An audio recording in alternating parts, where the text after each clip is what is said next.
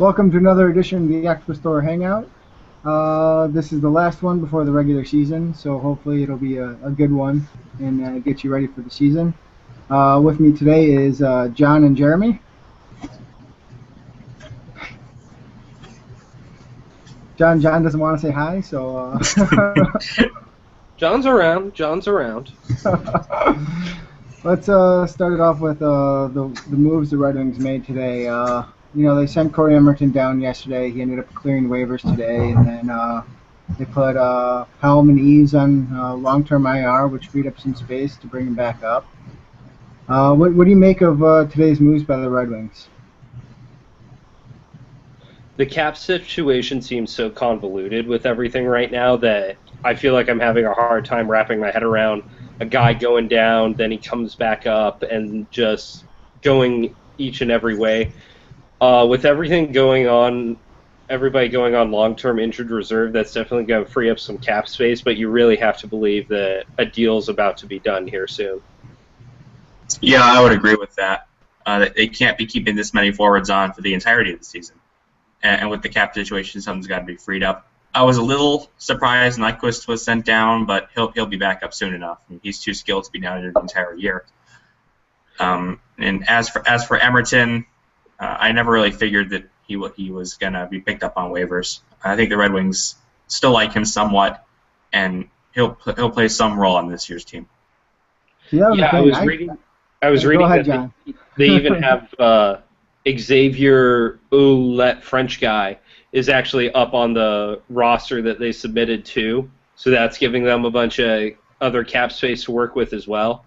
Yeah. So you got to believe that there's got to be something in the works, because with 7 healthy defensemen right now, there's no way he sees any playing time there. Right, and I don't think he's going to be up there for very long. I think Ouellet's just there to kind of play out or practice these past 2 games, just like Jared Caro's doing right now. Caro's brought up and Mrazek was sent down, but Mrazek's not going to Grand Rapids because he's going to be on the roster come opening night, and Caro's going to go down. So I think it's kind of that situation for Ouellet. As for Emerton, I thought for sure someone was going to pick him up. I mean, he didn't have a great preseason, but he's a good fourth-line center. He has a good shot. I thought for sure. He's still young. So I thought for sure he was going to be gone. I was very surprised, and I don't think the Red Wings will put him back on waivers anytime soon. And you got to believe that with everyone else that was on waivers too, if you were looking to pick up a player here today, you definitely had plenty of options aside from just Corey Emerton. If it was Emerton by himself on waivers, that might have been a different story. That's very true. And as for Nyquist, I'm sure he's not going to be down there for too much longer, but at the same time, it's going to take someone getting hurt and put on LTIR for him to come back or trade. I don't think the Red Wings have the ability to just go, okay, it's your time, come on up at this moment. Yeah, you really have to believe that somebody like Jordan Tutu or one of the other guys that they're looking at possibly getting rid of is getting ready to get shipped somewhere else. And I think Tutu is probably the most likely one to end up moving somewhere, especially if a team like Toronto that's in love with their fighters has somebody get injured for a while. I wouldn't be surprised to see them grab Tutu. Yeah, we've seen it for a couple months that Tutu was the most likely to be dealt. So I think that's definitely in the works, and maybe something gets done before opening night. Maybe not. But yeah, it's an interesting situation. It doesn't look like the Red Wings have missed his fighting much these past couple games. Erickson dropped the gloves. Abdicator dropped the gloves, kind of. That was an interesting fight. Kind of. Yeah. Well, he got hurt. He hurt his own hand somehow. I think it got cut somewhere, and all that ended up happening was he needed a couple stitches. Yeah. It wasn't bad, but it'd be him who gets hurt, not even throwing a punch. Yeah.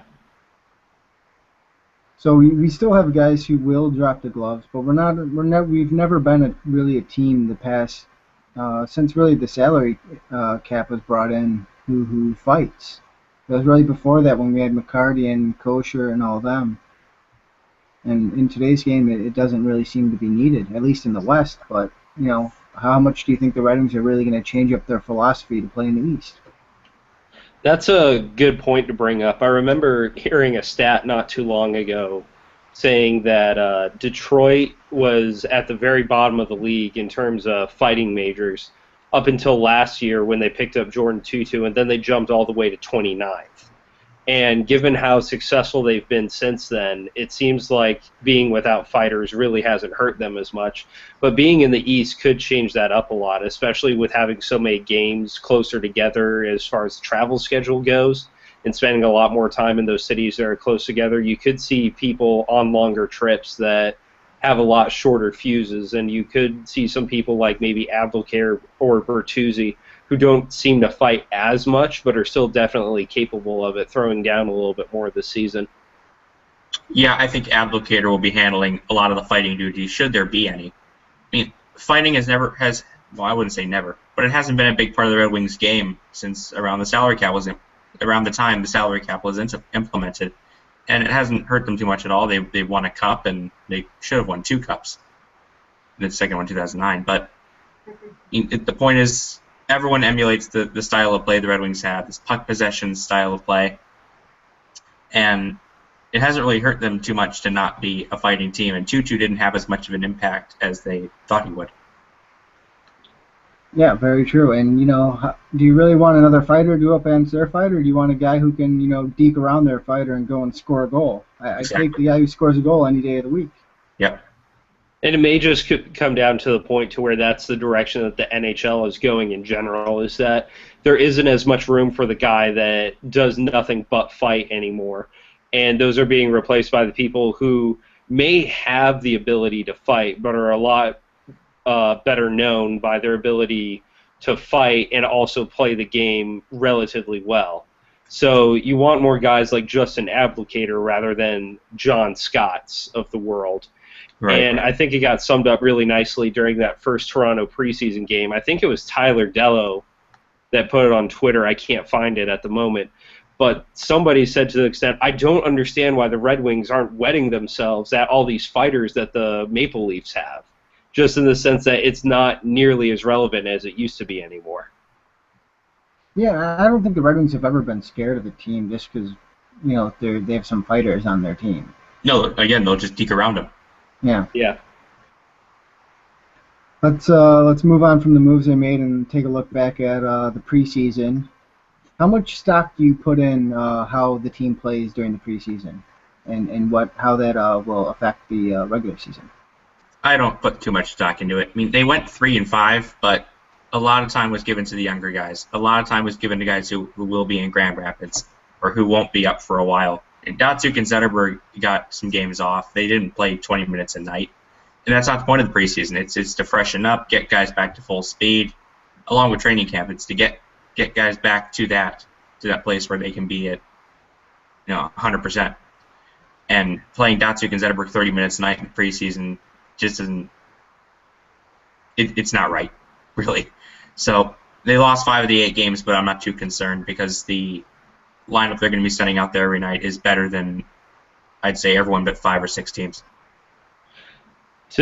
I'm pretty sure you pulled this question out of an article that I put up here this weekend, where I actually kind of looked at the win-loss records for the past 3 full seasons that we've had in the preseason and compared them to how teams did in the long run.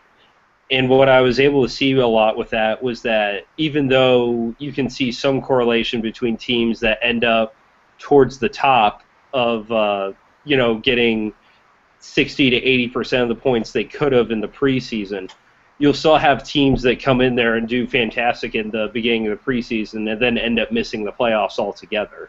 So there isn't that much of a connection, at least from what I saw, between how a team performs in the preseason and how they perform in the regular season.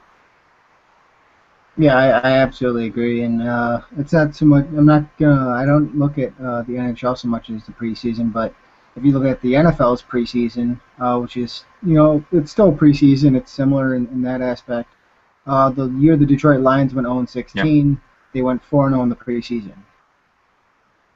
So no matter how well you play in the preseason, it ends up not mattering at all. All that matters in the preseason is the compete level, and as long as the compete level's there, you're all set because then that means you're ready for the regular season. If you're not competing, then there's an issue, which is what happened in the Penguins game. And Mike Babcock said, it wasn't the fact that we didn't have our star players out there; it was the fact that we weren't competing. We weren't hustling to the puck. We weren't going hard enough, and that was the issue with that game. And it didn't seem to affect him at any other point in the preseason, which is a very good thing for the Red Wings and how this season will pan out. Because as long Yeah. as they're hustling, it doesn't matter what the end-up score is. It's a preseason game, and it doesn't really matter. And there's so many different intangibles that you have there with, throwing in your third or fourth string goalie up against a set of NHL guys, or your NHL guys are going against a bunch of guys that are getting ready to get sent back to junior. It really isn't even a fair comparison between the teams. And so I did get a little annoyed on Twitter at people that were panicking about the Red Wings losing a few games. And I said to myself, yes, why are the Grand Rapids Griffins struggling against the Penguins top squad? I can't understand it. Yeah, the compete level was the issue that Babcock kept harping on, but the loss to Pittsburgh wasn't very good, no matter how you slice it. But they looked really good against Toronto in the home game, and looked like they tried harder in the second game in Toronto, but they still lost. So, as long as you're competing, then no one should have a problem with it. Yeah, I think we got our first taste of Alfredson on the power play point during the Toronto series. How did you like him on the point, and will he help out? And how do you like the idea of Samuelson being on the point during the power play as well? I'll be perfectly honest, I can't even think of that many times I've seen Samuelson do good things to really picture him on a power play. But you have to figure that Babcock and Holland and the rest of the Red Wings higher ups see something that I clearly didn't if they want to give him some power play time. Alfredson makes a lot of sense to me, just in the sense that you would kind of expect that from him, especially at this point in his career. Samuelson, if there's enough injuries, I guess anything can happen, but we'll see. Yeah, I think the main factor behind them being on the point is that they're right-handed shots, and there are no defensemen on the Red Wings right now with a right-handed shot. Yeah. With Samuelson, it may get to a point of trying to put a round peg in a square hole. Because they tried him at the point last year, it didn't really work out. When it was healthy, they tried him at the point. I think Alfredson at the point would work better. I did like what he did in the preseason. But again, the regular season is a completely different animal than the preseason. But I would like Alfredson at the point better. But if Samuelson's healthy, I'm willing to give him another shot at the point. Is Samuelson like a Yuri Hudler type point player where, he's mainly focused on the offense, and if there's a offenseman coming down at him, he's going to screw up and they're going to go on a breakaway and score? That could be what the Yeah. situation ends up being, and you definitely don't want to have to put out a more defensive defenseman like Eriksson or DeKaiser out on the power play just in case Samuelson screws it up. So I don't know. Maybe Brendan Smith is a better fit there. I don't know. But you can see all kinds of experimenting in the preseason that doesn't always carry over to the regular season. Right, and I think last year was Jakob Kindl really shined on that power play, and I'm hoping he gets some power play minutes either with Samuelson or instead of Samuelson, because I thought he did a great job on the power play, especially in the playoffs where he got moved up from the second power play to play on the first power play because of how outstanding he was.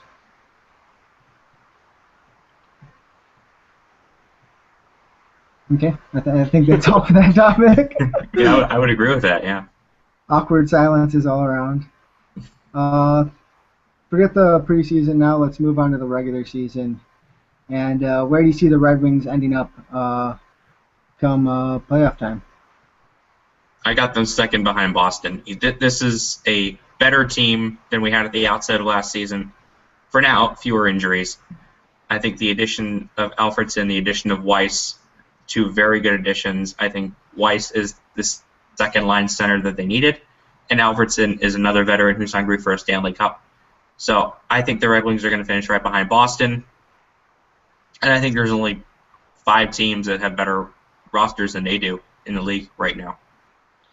Absolutely. The Red Wings seem to be the lock for that set for one of those playoff positions coming out of the Atlantic this year from everybody, and it's tough not to blame them.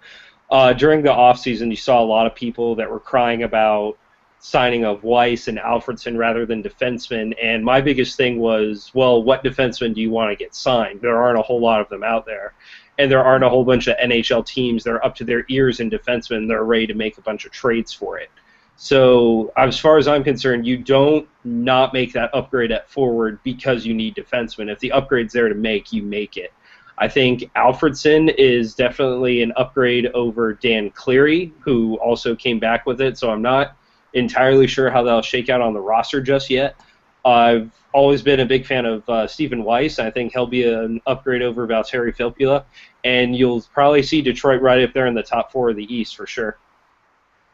Yeah, and going on the defenseman point, we didn't lose any defensemen. That was the strange thing. We have 7 defensemen.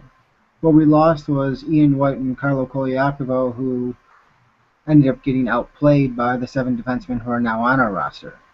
So we didn't have a spot to pick up a defenseman unless we move somebody else. And looking at forwards... Oh, go ahead, Jeremy. No, sorry, I interrupted you. But the defensemen, DeKeyser, Kindle, Smith, they're all young guys who are going to continue to grow. So absolutely, they're right to have confidence in them. They're right to have faith in them that they're going to grow. And DeKeyser is a defensive guy. Smith will continue to work on his defense, and Kindle, I think, has potential to become a pretty solid all-around defenseman. Well, I think a lot of people peg DeKeyser as a defensive defenseman, where he is, but with Western, he was also very good on the offensive side as well. So. Yeah, he was definitely proficient. Yeah. That type of game could translate over to the NHL as well, and he could be, a two-way defenseman where he jumps in on offense and then he's also solid on defense. But moving towards the forwards, you lose Damian Brunner, you lose Filppula, you lose Danny Cleary for a short period of time, so you have roster spots that you need to fill, and especially the second line center area was the biggest one. You lose Filppula, you need to bring somebody in to fill that spot, and that was, we could have done without Alfredsson. We wouldn't have been as good of a team, but we didn't have to get Alfredsson. But if he's on the market, I don't know how, as a GM, you go, oh no, I don't want him. You go, absolutely, come to my team, please. We'll make sure you're happy. And we'll try to win you that Stanley Cup. Which always made me a little nervous with Alfredsson there, because out of all the players you see sign on a different team than they traditionally had been to win a cup, it doesn't always work out all that well. But one of the other big things you heard a lot this offseason was there was a lot of bemoaning that there wasn't going to be as much room for the younger players on the Red Wings, and they weren't going to get as much of an opportunity to shine. And Jeff Merrick made a really good point on this on the Merrick versus Wyshynski podcast, is that there hasn't really been a player in the history of the game that was hurt by spending an extra year in a development league or spending too much time in development leagues. But you can point to all kinds of guys that got rushed a little bit too much or were given too much responsibility too early and just couldn't handle it. So as far as I'm concerned, I don't want Nyquist to spend a year in the AHL, but it certainly isn't going to be the worst thing for him. And we know how the Red Wings like to make sure their prospects are ripe, and overripe, rather. They like to give them a lot of time in the AHL. And it can't hurt Nyquist. I think he's ready to play now, but it can't hurt. You can look at the Red Wings, and Thomas McCullum was brought up probably too early and jumped into that one game against, I think it was Columbus? Or it was the Blues. I don't remember. But, he had 5 shots on him and 4 were goals. His confidence wasn't, very good going into that game, and after that game, it completely shattered. And now you see Thomas McCullum being a shell of himself in the net. Yeah, and when you're looking at it, even if you're trying to pick out a different guy like Frick or Ryan Sproul or anything like that, you can put him on the third or fourth line or the third defensive pairing up in the NHL or they can be on the first line in the AHL. The more ice time they get, the more of an opportunity they're going to get to develop. So putting them in the NHL can almost hurt their development in that sense, not even from a confidence standpoint, but just from a ice time standpoint. Well, it can also hurt them from an injury standpoint. I mean, these guys are coming from the CHL where they're playing against teenagers, and now they're playing against a guy who's 32 and pure muscle, and he comes down and he smokes you into the boards and you break your shoulder. And that's been the problem that Hall's had in Edmonton. He's gotten hurt the past couple of years, and Ryan Nugent-Hopkins got hurt. I mean, these are young guys. They aren't bulked up enough yet. They need a year or so to play against a little lower competition of adults and grown men, and time to kind of fill out their structure before jumping into the NHL. In the point that I made with the article I wrote about Tomas Tatar threatening to go to the KHL was that Pavel Datsyuk didn't even jump into the NHL right after he got drafted. So if it's good enough for Pavel Datsyuk, it's probably good enough for the rest of these guys too. Yeah, it took Datsyuk 3 years to break in after he got drafted. Yeah, but I think Datsyuk was more of a special case than a lot of the other players, and even Zetterberg, because back then, it was much harder to see these guys play in Europe, and they were playing in tiny little places, and nobody's ever heard of them. And what Hakan Anderson said about Datsyuk is he was like $160. Yeah. And that was also a completely different roster to try to break onto in the early 2000s as well, when you had to try to compete for a roster spot next to Brett Hull or Igor Larionov or anything like that. That's a monumental task compared to trying to be up there on a line with Anderson and Tatar right now. Yeah, in the salary cap area, you have to have a good AHL team. You have to have these young players you can put in, because this isn't the era where you can just go out and sign Hull and sign Robitaille.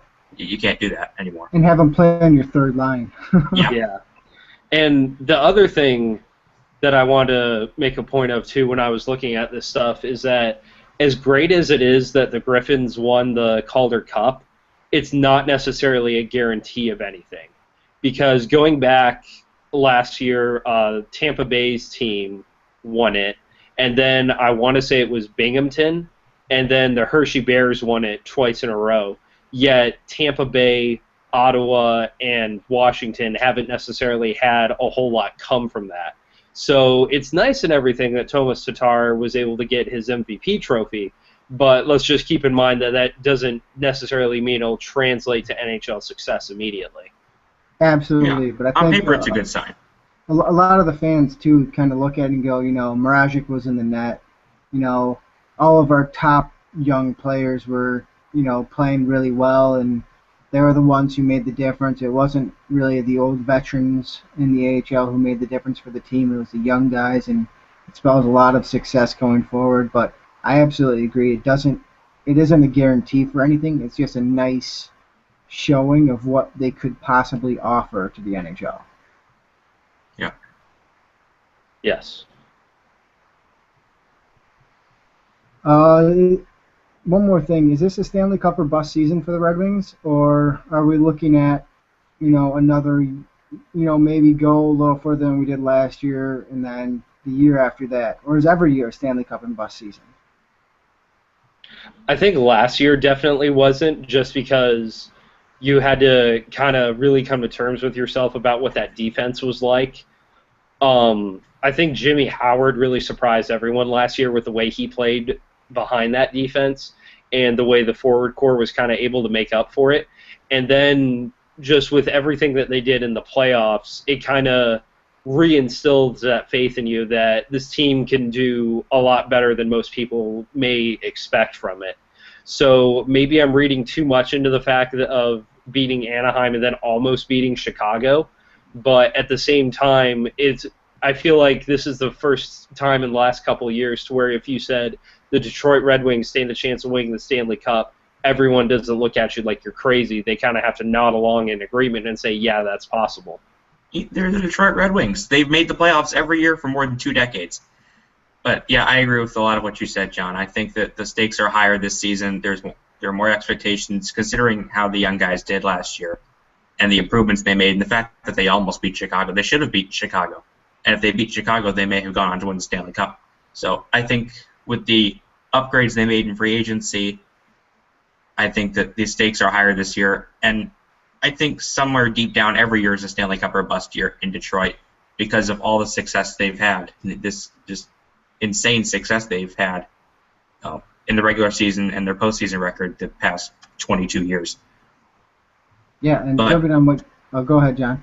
I was going to say, me personally, I can kind of have Detroit get eliminated in the second round or the conference finals and sit back and say, you know what, that was a pretty good year. There's not that many teams that went further than Detroit did. I can kind of be satisfied and say this team did a really good job. But I'm sure for the guys playing on that roster especially, that has to be their ultimate goal every year. Yeah, absolutely. Just jumping on what you said, John, about Jimmy Howard and how he played. That's one of the players I'm not surprised about at all. And I looked into kind of who had the top 10 goals against average and save percentage over the past 2 seasons, and the only 2 goals in the top 10 were Henrik Lundqvist and Jimmy Howard. I mean, that kind of proves what kind of level he's on, and he's getting at least 34 wins per his last 3 seasons. I mean, this isn't a guy who's either still developing or can't lead the Red Wings to finals or anything like that. This is a guy who is an elite goalie. He just got paid like an elite goalie, and if there's anybody on the Red Wings if there's any really goalie in the league I'd want to carry the Wings to the Stanley Cup, Jimmy's in my top 5, maybe my top 3. Yeah, he's not just a product of the system. He's a damn fine goaltender now. He's top 10 in the game now. He's not getting the same crap that Osgood got for many years. Oh, he's just a product of the Red Wings system, which is not true. Osgood was a fine goaltender in his own right and should be in the Hall of Fame. But yeah, Howard's continued growth has been really, really good to see, and he'll be the backbone. I feel like your goaltenders in the NHL can be divided into 2 separate categories. You have your Lundqvists and your Pekka Rinnes that are absolutely elite goaltenders that'll stand on their head and seal a game for you. And then you have your goaltenders that are good enough that'll give you a chance to win, but your team really has to be able to come through and put forth the effort for it. I always kind of felt like Jimmy Howard was kind of a goalie that was good enough, but the past couple seasons started to really kind of change my mind. I'm kind of seeing him make that progression to an elite goaltender that may end up winning the game for you. And on top of that, especially compared to the other goalies that are the potential starters for Team USA, when you look at the body of work that's there, Jonathan Quick is fantastic. Craig Anderson's, really good. But Jimmy Howard is doing a lot more with a lot less, like I mentioned, with a less than superb defense that's in front of him. So for him to perform the way he's performing on that team, I think speaks volumes to it. Instead of, some people chalk up Lundqvist's success to being behind that shot-blocking defensive system, or the way Phoenix is able to turn almost anybody into a top-notch looking goaltender. Well, even talking about a little bit, oh crap, I just forgot the goalie's name. Craig Anderson. He didn't really have any real superb seasons until this past shortened season when he got hurt, when he was, kind of looked at the beginning of the season as the Vezina winner. But, really before that, he was an average at best goaltender. And that's kind of the way I look at Bobrovsky as well. He's an average at best goaltender who, had one really good season. Let me get it. I don't want you to pay for this. It's not happening, honey. What's going on there? Got a St. Dodger bonus check from Allstate last week, and it's her treat. What about a tip? This is the advertisement in the middle of the show. Nice. I was trying to find something, and I can't get it to shut up with it. We need to have support some way. We need to have sponsors. Right. But yeah. As for Bobrovsky, yeah, he had a great season, but I don't think he's the top goaltender in the game now. He did have a great season, but Columbus had a really weird team last year, so who knows if he's He going had to one repeat good that success. That's the thing. He had one good season. Jimmy Howard's had 3 solid seasons in a row. Yeah. And I hate the trend that seems to be happening with a lot of goaltenders to where Brovsky got paid a ton of money, Corey Crawford got paid a ton of money. That it's these goalies are able to come up with one good season and essentially bend their franchise over a barrel and hold them for ransom, basically. Because as much as it doesn't make sense to pay these goalies these ridiculous amount of money, your only other alternative is to get rid of them and basically start from scratch at that point. And for a team like Chicago and to a much greater extent Columbus, you just can't afford to do something like that with the point that your franchise is at right now. So I think contracts like the Crawford one especially are going to prove to be foolish in the long run because let's not forget Steve Mason had a great year too. He won the Calder Trophy based on getting like 10 shutouts in a month or something ridiculous to get Columbus to their first playoff berth, and here he is now. Look at him now. So you can't read too much into a goaltender having one good season, as opposed to, like you said, with Jimmy Howard, who's been able to string together several good ones. That really kind of cements him up there a lot more. Right. Let's finish this off with how many Red Wings games are you guys hoping to make this year? I know, Jeremy, with you, it's tough. They're only coming to Arizona once. Yeah, I'll try to get Jacobson to get out here, but we'll see.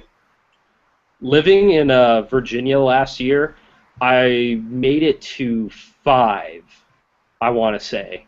And so now that I'm living in Columbus, I definitely want to try to make it to that many, if not more. I already went to a preseason one for the Blue Jackets, but I'm not sure if preseason even counts. So. Yeah, I was trying to make it back out there for the Winter Classic, but I don't think it's going to happen.